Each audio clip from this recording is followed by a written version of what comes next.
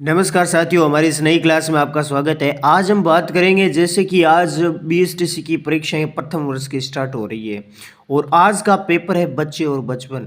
क्या ऐसी रणनीति अपनाएं कि कुछ भी पढ़े? हमें पता है कि इसमें बोझ कम ही बच्चे सीरियस होकर इस एग्ज़ाम्स को देते हैं और बहुत कम पढ़ के आते हैं। बिना पढ़े इस पेपर को पास पे कैसे करें?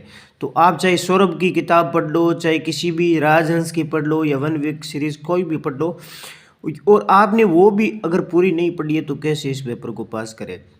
सबसे पहले ये रहता है कि चाहे वो 10% आए, चाहे 15% आए, चाहे 20% आए, प्रश्न जितने भी आए, सबसे पहले अगर आपने कुछ भी नहीं पढ़ा है तो आपको प्रत्येक प्रश्न अटेंड बहुत ज़रूरी करना है। क्योंकि अगर आप पेपर में प्रश्न छोड़ दोगे तो फेल आना निश्चित है, आपके बैक भी लग सकती है।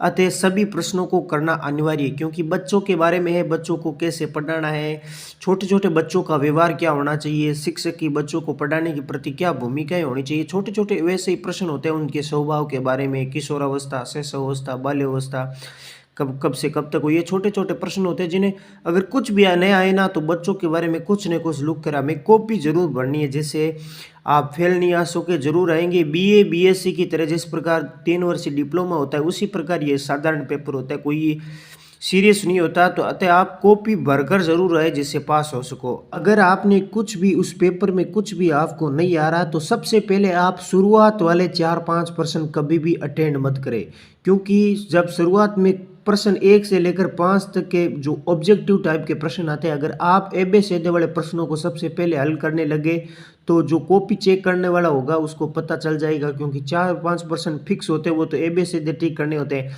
अगर वही प्रश्न आपने गलत कर दिए तो एग्जामिनर जो कॉपी चेक करता है उस पर गलत इफेक्ट पड़ता है। तो सबसे पहले वो 5% नहीं करके आप चाहे अति लघुत्रात्मक प्रश्न करें, चाहे निम्नात्मक प्रश्न करें, वो वाले प्रश्न करें। सबसे पहले व्याख्या वाले प्रश्न आपको करने हैं, अगर आपको ऑब्जेक्टिव टाइप के प्रश्न आपको हल करने नहीं आते।